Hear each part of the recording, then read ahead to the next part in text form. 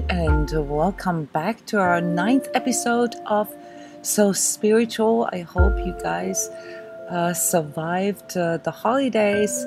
My name is Bryndis and I'm coming with a special guest today. But let me first introduce the subject of the day and reflect on the energies of today.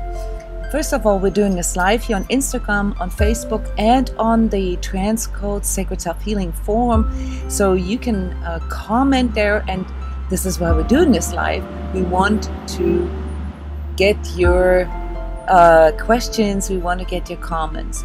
Today is going to be a very interesting subject for many of you. We're going to be talking about plant medicines, their use, and also the problems. And this is the bridge here to Jeff, why I invited Jeff to join us here today. Jeff Casper is known for helping people with clearing and releasing deep-seated energetic issues. You can call this energetic surgery. You can call this, exorcism in extreme cases, which are extremely rare. I just want to let you guys know up front. But that's not the point. Energy healers and energy workers from all around the world, Jeff, come to you. And we're going to talk about this here in a minute. We have a little bit of delay. Okay, so as we are asking you questions, I will continue talking. Hey there, it's so good to see your hearts. And I see Canada, and I see the US, I see England. Yes, let us know where you guys are from. This is a worldwide community here, and with the So Spiritual, we're trying to address, you know, those of you who don't know yet, you know, what we do here at transCODES. Anyway, let's come back real quick to the energies of the day. So us empaths and energetically sensitives, we can feel those energetic weather conditions in the collective quite clearly, even if we don't know that it's not that it's the collective that we're feeling. And yesterday we had this weekly energy update here for you to get a taste for, you know, how or what happens when you learn to contextualize energies that are happening around you. And today we're just going to reflect on the gauge. I don't know, Jeff, how are you feeling today? How are you guys feeling today? It's quite intense today. I mean, like, it's a lot of, like what we talked about earlier today, a lot of first and second chakra stuff happening, strong releases, lots of tension, can create a lot of mental spin from what I kind of feel mostly as fear. Okay, yeah, so first and second chakra, most of you are not familiar with those terms, has to do with you know, your lower abdominal area and emotional energy stored in specific areas of your body, namely in those areas where your energy centers, your chakras, regulate those. And you know, it's very common after a time of you know, socializing with a lot of people, being stressed out, even just going to shopping and stuff like this, that we all accumulate and absorb some of these energies. Okay, this isn't your fault, or you know, you couldn't really blame anybody onto it. It's in the general situation of things with us humans, you know, living together in a society. So it's quite common after holidays that we have a little more stored here in our lower chakras, and often, you know, it makes us feel a little subdued, a little tired, a little exhausted or drained. Personally, and I don't know about you guys, please comment, I'm actually feeling a really strong buzz, you know, sort of something strong going through my body. Along with this could also be why it feels a bit scary or can trigger fears in a person, because it's hard to pinpoint what this is. So yesterday I had racing heart and a lot of things that you know, really sort of challenged my entire energy system, and I had to lay down a few times and ground myself, breathe. You know this. I've been pointing this out, ground myself, center myself, breathe, even if it was just for 10 minutes. So if you guys are having a hard time, feeling a little overwhelmed right now, then make this happen. Take this space to ground yourself, even if it's just 10-15 minutes. All right. I will set the energy stress gauge for today on barely hanging in there, which is not so much an emotional state, but it is the state where you feel like you have to really deal with outer energies a lot. Okay, and before we start talking about plant medicines, yes, I'm starting to get your chat in here. Continued neck and back pain today. Yes, Sri, I have a terrible neck pain today. And Malgorzata, yes, you feel raw somewhat. That's kind of like what I was trying to explain. Where things are kind of just there and you don't really know what it is. So it doesn't really come with a lot of thinkingness. It's just like feeling a bit vulnerable in a way. Okay, and that's okay. Then take a few more timeouts. Make sure that you have enough time, enough space to take care of yourself, okay, or to go calmer. Okay, today is probably a good day to go calm. And we see South Africa, yes, Chicago, nice, yes. Keep telling us where you're from.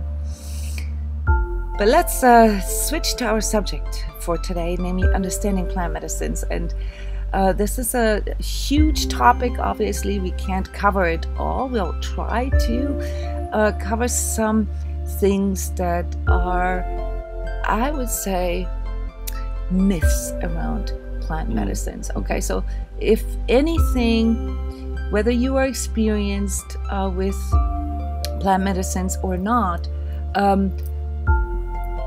I would like to give you guys a little bit of an overview and clean up with those things that we as professional energy healers see are common misconceptions. And as we are talking, I want you guys to inquire about specific plant medicines that you would like to know more about, the deeper aspects of them or the energetic effects of them. We're going to give you an overview first, but I then really want to answer your questions. And keep liking the video and sending us hearts. That's our fuel that keeps us going. All right, so Jeff, let's talk about plant medicines a little bit. Many people don't know this, but we actually have sort of real life degrees and education. So coming out as an energy healer is quite a little bit of a humility for especially for the older empaths amongst us. So Jeff, you have several master's degrees. One has to do with exercise physiology, another one is in counseling. So your story, just to keep it short here, to get straight to plant medicines, is that the beginning of your career was all about helping people to reach physical peak performance, professional athletes or recreational athletes, then helping people, to translate this into a healthier lifestyle, into a healthier nutrition, into becoming more efficient with their entire body. And then, due to your personal interests in consciousness work and spirituality, then more towards helping people to contextualize their entire journey into the physical as well as the emotional and mental. Yeah. Is that a good summary? Okay. So, and here you are, people know you as a worldwide known energy clearer, energy healer, and famous people come to you. We have over the course of the last 10 years or so, 10 years, quite a reputation here. Okay, And also in areas that have to do with the transpersonal experiences, etheric warfare, and those kind of subjects. So those are subjects that are really difficult to talk about. But the reason why I pointed out your degrees, and many people don't notice, I have a degree in chemistry and computer science. It's really, really congruent, right? And yet, though, it's interesting how these things that we choose really congruent for you, though, as younger people, how they then flow in. So obviously, both of us had quite a bit of a journey to arrive here, and the reason why I mentioned humility is because the world that we come from, this is a major downgrade for us, to do energy healing, and yet it is probably something that I cannot speak for you, but for me, the most fulfilling thing out of all the careers that I have had in my life. And so has the most depth.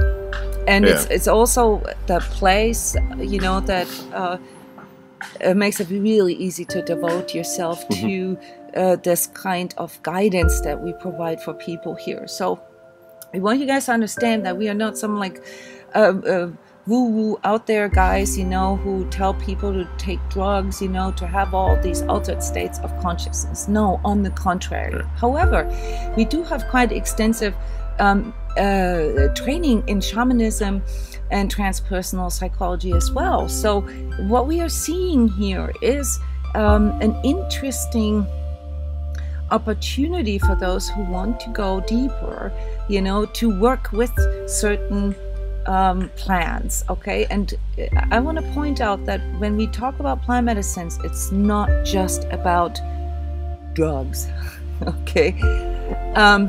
the pharmaceutical products, this is where I'm from, are way scarier for me and way more dangerous than anything that could come from nature. But does it mean, just because a substance comes from a plant that it is automatically good, or is that just something that is a myth, So yesterday, or the day before, I think, I pointed out that, the less processed, the more alive a food is, the healthier for your energy body. And that's in general correct. Yes.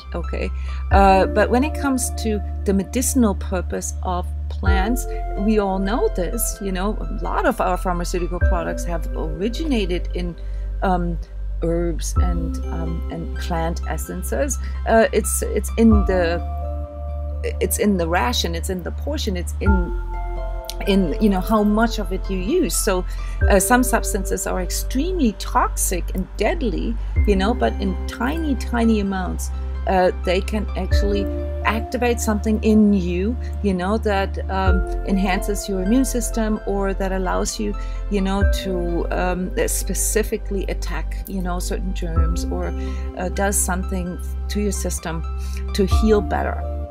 And this is why we have to look at this in a very differentiated way, because whether we are talking about herbs, whether we're talking about, foods, or whether we're talking about psychoactive plants, those are all from nature, right? But just because they're from nature doesn't mean that they're all good for us, So it's very important to understand that it's in the doses here, and also in the purpose. And so when it comes to plant medicines, it's all about understanding the plant first. What does the plant do? What is the spirit of the plant? This is really important because, plants have a different karmic purpose, if you will. They have a certain chemical makeup, they have a certain effect on their ecosystem. They provide food or nutrients, or an environment for other animals and for humans. So you've got to understand that a plant can only really unfold their full purpose and their full potential if it's in the right context. This is something I think I mentioned this yesterday, that has to do with that points at the power of seasonal or local foods, for instance, as self-healing medicine. But it also points at, you having to see a plant in its context. And this is why when it comes to psychoactive plant medicines, such as marijuana, such as peyote, such as ayahuasca, such as mushrooms, it's really important that you understand that they have a context that is needed, okay? And that context needs to be honored. If you take these plants out of their context, okay, and we talk about context here in a little bit, then they can be harmful. And this is one of the things that we experience here as energy healers quite a bit, because, after people have tried everything else, they usually end up with us, okay? And there are some things that are clearly,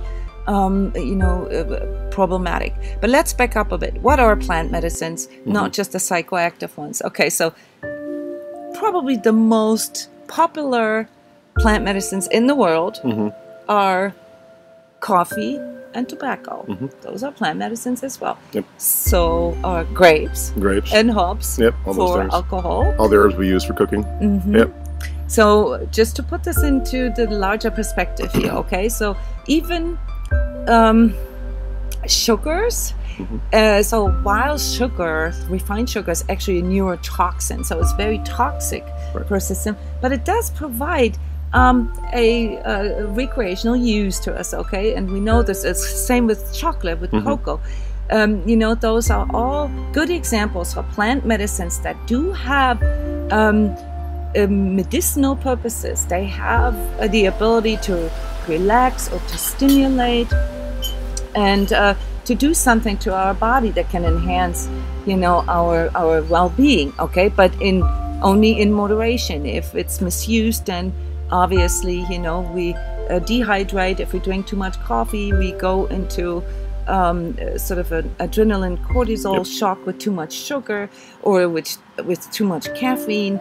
It overstimulates our autonomous nervous system. Obviously, we can get drunk from alcohol to a point where our body becomes non-functional. So there's a lot of things that you have to consider when you talk about plant medicines. It's not just, about where can I get it and how much. It's also about the context and what you really want with it. It's just like when you want to buy a car, you're gonna do some research first, what this car can do for you. If you want to do a road trip, somewhere in the Grand Canyon, you're not gonna get yourselves a small electrical car. You're gonna get yourselves an off-road car. And this is where this deeper perspective needs to come in. If you want to work with plant medicines, whether it's herbs, whether it's foods, or psychoactive substances, you need to know what it is that you are seeking. You need to educate yourself a little bit, because when you take those substances out of context, then you run into danger of misusing them, perhaps even without you knowing that you're misusing them. Okay. Yes, and I need you guys to ask questions a little bit. Yes, I'm seeing that you guys are sharing. You have things that questions coming up here about cannabis, about kratom. Yes, Heather, good thing you're taking a break. That's a really good time right now to take a break. Yes, and enjoy the winter plants around you. Yes, and most of you share this exhaustion. Okay, so ayahuasca is a very commonly asked plant medicine, simply because it is, one of those really potent psychoactive and transpersonal plants, that increase the DMT in us. DMT is a natural substance, but it degrades throughout our lifetime. And, you know, some of these psychoactive drugs, they don't actually increase a certain substance in us, they actually decrease the inhibitors in us. So ayahuasca is a very potent psychoactive drug, and is known, you know, for being super spiritual, okay? And that's why I would like to talk about this here first, because there is a little bit of a fad around it. So ayahuasca is a plant, is a vine that it's actually home in the Amazon. That's its context, okay? And it works with animal spirits. It has a very raw, a very, please augment me here, a very it's very intense in its nature, very much like the rainforest, okay, that it's from. But it also kind of has a bit more of a softer approach than some of the other ones. So it has a tendency to, like compared to Datura, Morning Glory, Peyote, those are which are quite dangerous. It has a tendency to kind of bring you into some softness or soft aspects, but also can show you some of your things you need to work on. So it's a very interesting vine that I would say, compared to like Datura, is more of the feminine side, where Datura is much more aggressive and more masculine. So yes, looking at the energetic properties is a good idea. You know, like what kind of energy does it bring in? So ayahuasca is probably interesting for you if you really want to do deep shadow work, if you want to overcome fears, if you want to open up your perception, if you are doubting, you know, some of your, you know, inner energetic perceptions, or if you would like to work through trauma. Ayahuasca actually has had, or is having research done, can have medicinal purposes in regards to PTSD and even heroin addiction, so extreme opioid addiction. So it's a very specific class of plant medicines, because it has literally almost zero recreational value. And why is that? Because it comes with an extremely strong physical clearing, a physical purge that most experience as very, very challenging, but also very relieving. Right. And the other thing too with that is how the drug works in the body, how ayahuasca, the drug aspect of DMT, works in your body, is it basically makes you sense and feel things, and even think or have how you have thoughts about certain things can be completely different. So the setting becomes extremely important. And if you get to the point where you're doing the setting in a really urban area where there's lots of intensity, lots of outside energies, that's what you're going to intensify. So a lot of times ayahuasca has no, and for that fact, most hallucinogenic drugs don't really have a recreational process, because you have to really take them in a context where it's safe and more softer based or spiritual based, as they typically say. And I even want to go a step further, which is why I picked talking about ayahuasca and similar psychoactive drugs such as peyote or chuma. You have to have someone who can guide you through the process. It cannot be taken out of its ceremonial context. And this is one of the issues that we are seeing here as sort of seasoned, you know, facilitators. And we used to facilitate ayahuasca ceremonies, and you know, we have the training for this, but we're not doing this anymore because there's so much misunderstanding about this that you know, you can obviously look up recipes online how to make your own medicine, how to make your own brew, but it's very dangerous to take these plant spirits without proper guidance, without their ceremonial setting. There is a reason why it takes an ayahuasquero, you know, like 20-30 years, and why this runs in families to learn this skill, because it is a huge responsibility to guide somebody through this really vulnerable place of facing your deepest core fears of facing your inner demons, okay? So we do not recommend, and I want to point this out, we do not recommend for you guys to seek groups, local groups in hotel rooms somewhere, or garages, or just somewhere outside the city, by people who can do their own medicine, because this is taking the substance, the plant spirit, out of context, and often it goes lopsided and can do more harm to people than work for them. But the biggest issue, and I think this is what has actually led to us doing the work that we are doing, is that this is only the beginning. So of your journey, you start having, ayahuasca is very visual. So for most empaths, this is a relieving experience to see things. Well, it's scary, it's super scary, but at the same time, you're also beginning to see that this is all real. Right. Okay, so it increases your perceptivity visually and physically, then can build confidence in you.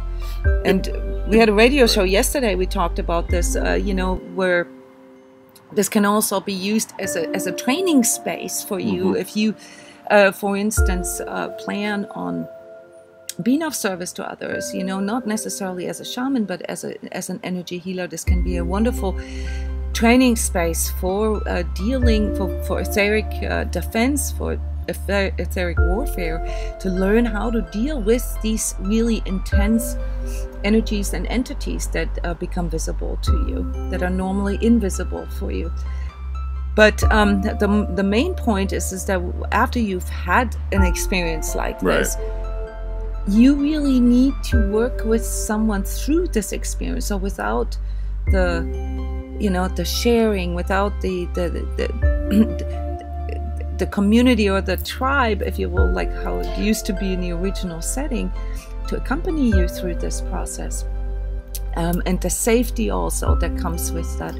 It's very difficult for people to contextualize what they're experiencing, and so they end up sort of hyping up the clearing aspect of it. Yeah, or they hype up the visual aspect, all the stuff they saw. They make it special.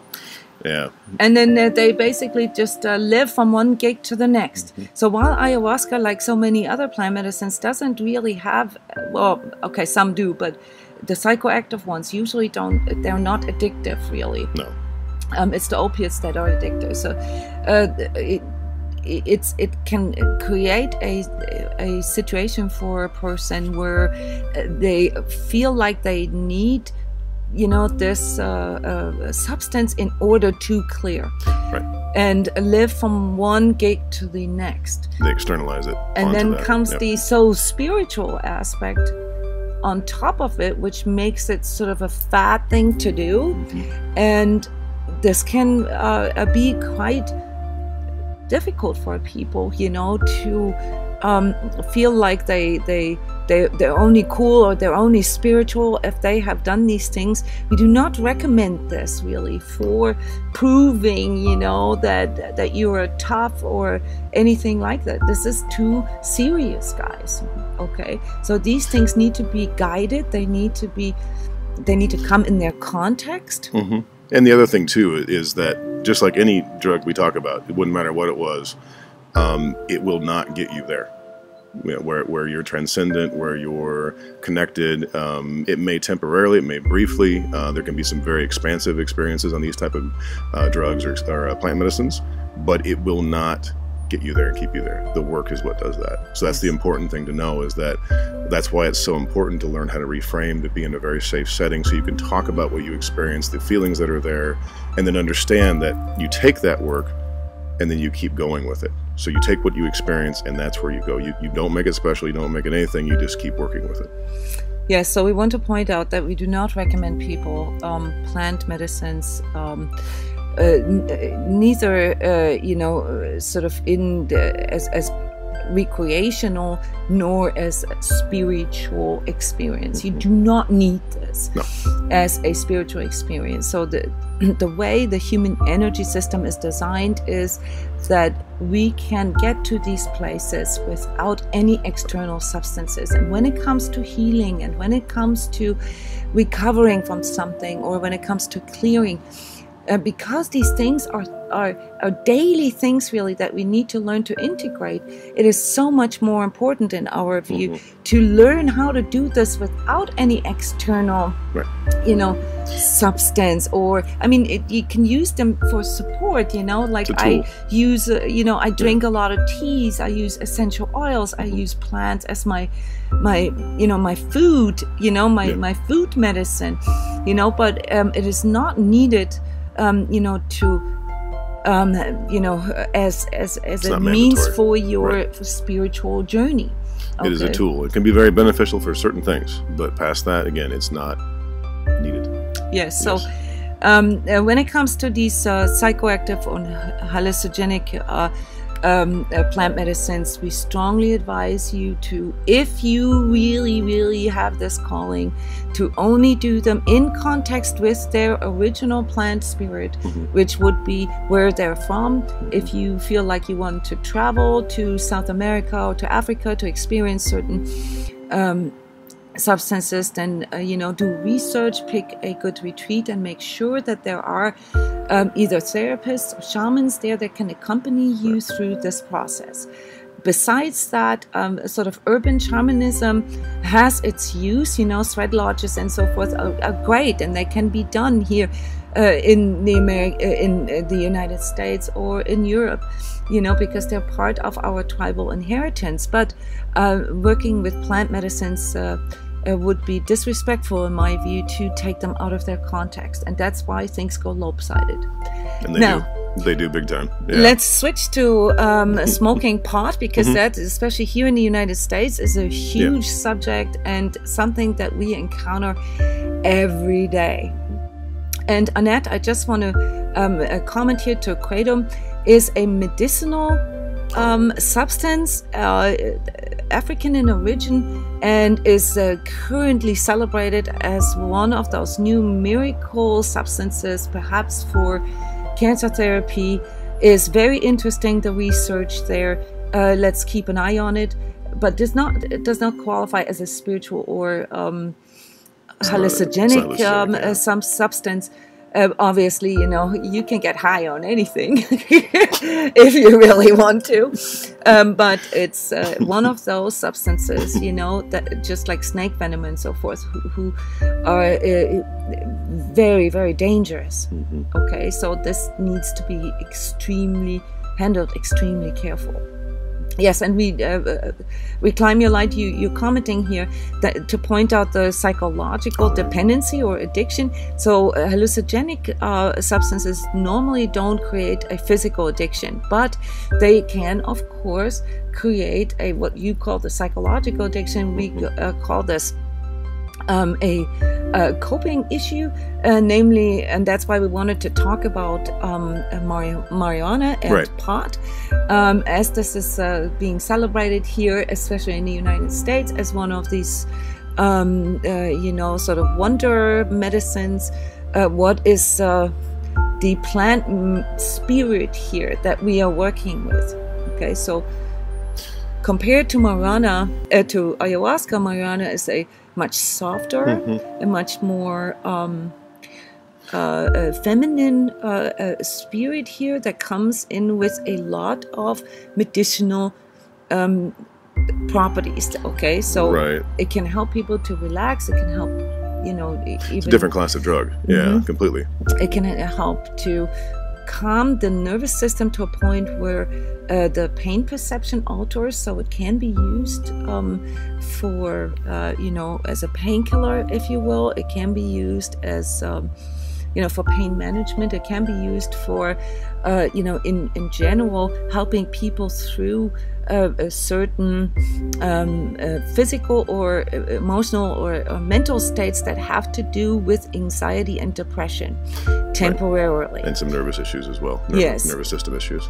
Temporarily. Okay, what about the long-term use of cannabis? And this is something that most of you don't want to hear, and I always get a lot of shit for saying this in public, but from an energetic point of view, guys, THC, that's the substance in cannabis, in marijuana, it is not good for you. It, just as an overall assessment, it tends to do more harm than good to people. And why is that?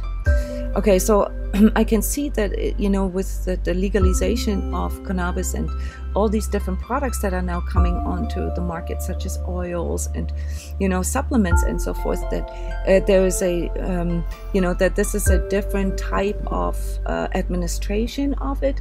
And in very small amounts, it can actually help a person, you know, to stimulate some of these things that we've talked about in context with other energy work modalities, such as you know, stimulating your vagus nerve and helping you to relax, helping you to get into, you know, sleep better and things like that. But the long-term use of marijuana actually does something to people's energies that they are unaware of. Mm-hmm. And would you like to talk about this? Yeah, what we've noticed in the last 10 years or so of doing this work, and probably even before that, because really marijuana is a numbing agent. It is a relaxant, it is a depressant, but it's a numbing agent also. For some reason, when, and I don't know if it's THC or whatever, but people who have utilized marijuana, either medicinal grade or recreational grade, over a long time, have a tendency to have damage to their etheric energies. Usually in their outer consciousness, or rather outer chakras, the consciousness chakras, the fields around the body. And those can actually be tears and rips in the field. And on top of that, has a tendency to pull you into lower vibrational areas, astral, a lot of fear, a lot of you know, desire-based programming, and can lead to a lot of difficulty in trying to heal or transcend certain things. So that's my experience, and you can see it immediately in a person's field when you start to work with them. Yes. Yeah. One of the chemical properties that THC has is that it's fat soluble, and it stores in the fatty tissue of the brain. Takes a long time to remove this, compared to, like, say, caffeine, nicotine, and some other even opiates are water soluble, so you can flush them out. You know, you can go through rehab, you know, for a certain amount of time, a couple of days or weeks, and you got the actual substance out of your system. The problem with THC is that it stays in your system for at least 7 years. And mostly in the brain, and it creates plaque. Yes. And you can see this, there's not a ton of research out there, and nowadays with the intensity level of THC that's out there in the commercial market, we don't know yet. But even the pot smokers from the 70s and the 80s and the 90s that have continuously smoked it, many of them report serious problems with memory, recall, being able to develop new routes mentally. They have a real hard time, and it's just going to show up more and more. Yes, and I agree with some of your comments here. You know, these new products, the CBD oil, for instance, that does not have THC, you know, could be very promising. Okay, right. So the application of oils or the ingestion of oils with minimal or no THC in them would obviously not apply to what we just said, but let's you know, reduce this to the smoking part, or, you know, the vaping part, or, you know, what is commonly used as sort of recreational use of cannabis, not the medicinal, but the recreational use of cannabis. In our experience, flips on people very quickly, which means it attracts people with anxiety, it attracts people with depression, because it can temporarily help to reduce this anxious energy within them. But then at the same time, as it begins to fragment the etheric, the energy body of the person, also increase that. So these ties to the astral realms, okay, something that if you're younger, you think that may be cool, you know, maybe cool to do OBEs and to go astral traveling and all that. And we teach people how to do this, but you know, there's a much larger context to this. So again, here you can't take the astral realm out of context to the entire etheric realm, because there's a lot more to it. And astral is relatively low, guys. That's the majority of it. Where all the you know, these hell worlds are located. That's where all this you know, really scary stuff is located. And that's the problem with THC, is that it pulls people who are already afraid of this, who are already, you know, struggling with being pulled into their own hell worlds and their own demons, you know, that they have to deal with this more. It flips on them and can actually create neurosis and massive psychotic Paranoia. episodes. Yeah, anxiety. Paranoia. Yeah, it's creating more. The majority of issues in the ER that are drug related nowadays are typically around marijuana because it's so intense now. The other thing that, you know, can't be stressed enough is the damage that it does to your system. And we don't fully understand that other than we just see it, and that can take a long time to heal. Yeah. It really can, and you need help with it. So we do not recommend cannabis as spiritual experience or drug at all, period. It's worse than alcohol. And one of the reasons why we are so adamant about this, guys, is another thing, and that has to do with the popularity amongst the younger people. Okay, so what we're seeing here, and this you can call this a conspiracy theory if you want to, but we're seeing the legalization of a drug that literally leads to a whole entire generation wanting to check out. And this happens at a time where, you know, you're supposed to be emotionally and mentally super active. You're supposed to you know, learn skills. You're supposed to just per design, you know, to interact with your environment and find out who you are, you know, find out what your skills are. And this is suppressed when people use checkout coping mechanisms. And that's then where, you know, the addictive properties come in, because while your body may not be addicted to it, but you then believe that you need this in order to, you know, write or paint or make music or to talk to people. And that's a really difficult thing to overcome later in your life. So you've got to be really, really careful here to not mix up or compare apples with pears, okay? Like with all recreational uses of plant medicines, excuse me for a sec. People don't like what I'm saying or what we're saying. Immediately feel this attack here in my fifth circle. You know, is of course a choice aspect, okay? So you have the choice, of course, like I did, drink coffee, you know, and alcohol or nicotine, those are choices in your life, okay? So we are not promoting you guys to, you know, to be like super sober and never do anything. It's not what we're saying, okay? Nature prefers or favors an 80-20 ratio, okay? So 80% purity and 20% impurity, because it keeps the physical immune system as well as the etheric immune system in a constant or continual state of cross-training. So it's actually good to contaminate yourself a little bit, okay? Yeah, I know, you don't hear this every day either, you know, but, you know, no matter what it is. And deprivation, as we all know, you know, depriving ourselves from certain joys. I mean, I would never, ever, ever be wanting to deprive myself of pastry or cookies. Okay, that's just me. So I eat everything else pure just so that I can have my cookie or my slice of cake. All right.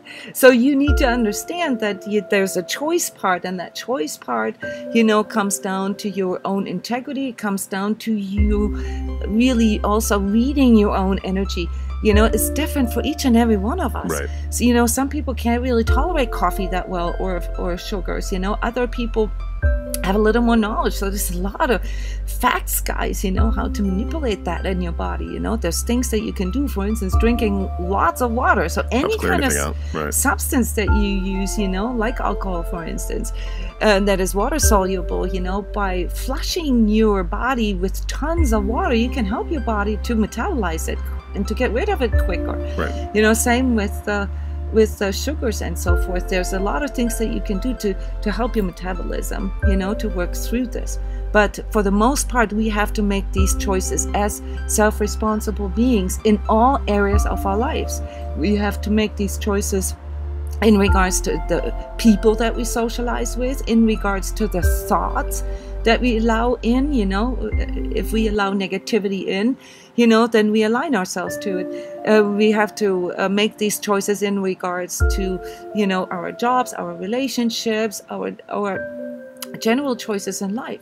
And guys, if you think that checking out or numbing yourself from, you know, feeling the fear or the pain of facing some of these things could get you through, then you are making a big mistake. You're just setting up a bigger one in the future where you're going to have to face more, because you're basically putting a stop gate to your feelings. Yeah. And so when it comes to your spiritual journey, you know, that is a big no-no, okay? What is spiritual? Spiritual is everything that allows you to connect with the unseen. It always starts with connecting with yourself and facing it, guys. Being present. I don't care what cool experiences you had with plant medicines, okay? I believe you. I did too. Yeah. But if you don't face the stuff that comes forward through these experiences and actively work through them as an active self-healer, and trust me, guys, I've worked with the 2019 and 20 energies here the last week. You're gonna need to become an active self-healer, okay? I'm being very, very clear about this. This is not gonna be an easy time those next year and a half, 2 years. Okay, you're gonna have to know how to do this yourself, and you can't check out. Can't check out. Okay, so sorry for sounding a bit parental or patronizing in this way, but we really want you guys to understand this. We get these questions all the time. Okay, and I love seeing your guys' comments. Many of you agree with what we have to say. Yeah. Yes, so it comes down to our inner integrity. So again here, what is spiritual about this is, you know, your self responsibility and your ability to really feel what is conducive for you and what isn't. But just because other people say, oh, you've got to do ayahuasca, it's the most spiritual thing, you know, that you can, you know, doesn't mean that this is true. There's a lot of myths around this, and I like how one of you here said this, when it comes to plant medicines, this is not a toy. This is not an initiation, right? This is not the place to prove something. This is not anything that you should seek, you know, to, you know, sort of as a spiritual prop, you know, for others. It's too serious, guys. Okay, so and you're missing the point. Yeah, that too, because it really, you know, if anything, it just starts there. You know, that's the beginning of your journey. So seek a good guide. Yes. Okay. Don't do this on your own. That's the biggest #1 tip. You know, don't think just because you have it means you have to take it. Always go in and feel out. Ask your body for permission, no matter what it is, guys. Whether you go into surgery, whether you take substances, whether you engaging with other people, ask your energy system for permission if this feels right. Okay, that leads you to your soul's integrity and you to purpose and fulfillment in life. All right, thank you so much for this lively discussion, Jeff. Thanks for coming. We're gonna have to wrap it up here. We have the Grace Gaia Sophia, the Grace Soul Monad Marathon going on. Next session is in 10 minutes. Guys, it's been wonderful to have you here. We're gonna see each other tomorrow again at 12 p.m. I want a quick shout out to all the males listening to the So Spiritual. As you know, on January 3rd, we're starting our So Spiritual Challenge, you know, doing this with you and showing you how to literally change your life in 10 days with, you know, physical exercise, etheric exercises, and communication exercises. 30 minutes a day, and we need 2 male volunteers still. So what does a volunteer need to do? You need to be willing to work with us, to give us pictures and maybe do selfies, videos of yourself, and do testimonials with us. So we need 2 male volunteers. All right, I'm excited, guys. Oh, and last but not least, please check the transCODES website. We have the free True Self energy healing and training session come up on Monday, the 31st of December, last day of the year 2018 at 10 a.m. Eastern US time. Please come and join us. It's a wonderful, wonderful opportunity, even if you've never done energy work, to learn you know, how to connect within and have these spiritual experiences without substances. Thank you, guys. Thank you all. It's been lovely being here. Thank you for all your hearts. That's very nice. Don't forget to share the videos, and I'm wishing you a wonderful day. Bye-bye.